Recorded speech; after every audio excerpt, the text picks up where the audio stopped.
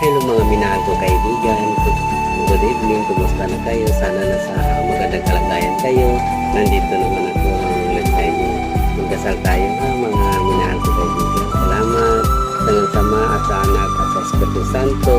Amen. Ama namin magapangyarihan sa lahat. Nandito kami ngayon humihingi ng kapatawaran. Kasama ko ngayon ang aking mga kaibigan at yung nakakita sa video na to, lalong-lalo na sa mga pamilya namin, sa bawat isa. Panginoon, wag mo kami pababayaan. Sa oras at sa mga minuto, lagi mo kami gabayan. Tulungan mo po kami mga pagdulot ng aliw at ginhawa sa may mga sakit at mga malalapit ng sumakabilang buhay, magapagbigay ng pag-asa sa mga dugha at walang hanap buhay. Magpapahilom ang sugat ng mga pusong wasak